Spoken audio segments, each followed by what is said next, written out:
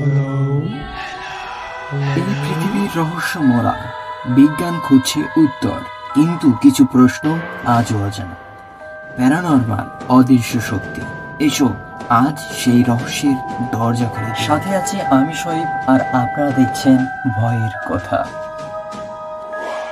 জেরিন ও সাদা জিনের বন্ধু। জেরিন এক মিষ্টি সুন্দর মেয়ে, যার বয়স 9 বছর। ক্লাস 3 পর্যন্ত শহরের একটা স্কুলে পড়েছিল। তারপর হঠাৎ একদিন বাবা সিদ্ধান্ত নেন গ্রামে একটা মাদ্রাসায় ভর্তি করা, যেখানে ইসলামী শিক্ষার পাশাপাশি কঠোর নিয়ম কানুনও চলত। মাদ্রাসাটি ছিল একটু একলা, বড় বড় গাছ ঘেরা একটা পুরনো জমিতে তৈরি। প্রথম কয়েক মাস সবকিছু ভালোই চলছিল। জেরিন পড়াশোনা, নামাজ, কোরআন তেলাওয়াত সবকিছু মনোযোগ দিয়ে করত। এক রাতে সবাই যখন ঘুমিয়ে পড়েছে, হালকা ঠান্ডা বাতাস বইছে। জেরিন বারান্দায় পানি খেতে বের হয়। তার দূর থেকে একটা ফিস ফিস আওয়াজ শুনতে পায়, যেন কেউ ডাকছে। জেরিন ভয় পেয়ে থমকে দাঁড়ায়। তারপর বারান্দার কোনায় একটা সাদা কাপড়ে মোড়া বৃদ্ধ লোক দেয়, কিন্তু তার মুখটা বড় মায়াবী, কোনো ভয়ানক ভাব নেই। লোকটি হাত ইশারা করে ডাকে, কিন্তু কোনো কথা বলে। জেরিন দৌড়ে নিজের রুমে ফিরে আসে, কিন্তু মনে হয় লোকটি কষ্ট পেল। এরপর থেকে প্রতি রাতে লোকটিকে দূর থেকে দেখতে পায়। কিছুদিন পর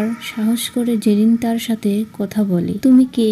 লোকটি নরম কণ্ঠে বলে, আমি তোমার বন্ধু হতে এসেছি, আমি কারো ক্ষতি করি না। জেরিন ধীরে ধীরে তার ওপর আস্থা স্থাপন করে। তারপর যা যা চাইতো, নতুন খাতা, চকচকে পেন্সিল, এমনকি হারিয়ে যাওয়া খেলনা, সব অদ্ভুত ভাবে ঠিক হয়ে যেত। বন্ধু বলতো, তুমি ভালো থাকলে আমিও ভালো থাকি। একদিন মাদ্রাসায় পুরানো কেয়ারটেকার জেরিনকে ডেকে বলে, সাবধান বাচ্চা মেয়ে, এই মাদ্রাসায় জমিতে এক বুড়ো ফকিরের আত্মা আটকা পড়ে আছে। সে কাউকে খারাপ করে না, তবে কারো সাথে খুব বেশি বন্ধুত্ব করলেও বিপদ ঘটে। জেরিন ঘাবড়ে যায়। সে বুঝতে পারে যে সাদা কাপড়ের লোকটি তার বন্ধু। সে আসলে এই ফকিরের আত্মা বা জিন। কিন্তু সে এতটাই ভালো ছিল যে জেরিন সিদ্ধান্ত নেয় সে তাকে ছাড়বে না, কোনো ভয় পাবে না। এক রাতে জেরিনের বন্ধু বলে, আমি আর বেশি দিন তোমার সাথে থাকতে পারবো না। জেরিন কেঁদে ফেলে, কেন? তুমি তো আমার সবচেয়ে ভালো বন্ধু। সাদা জিন বলে, তুমি বড় হলে তোমার নিজের শক্তি হবে, নিজের ঈমান হবে। আমার মতো আত্মা তোমাকে সাহায্য করলে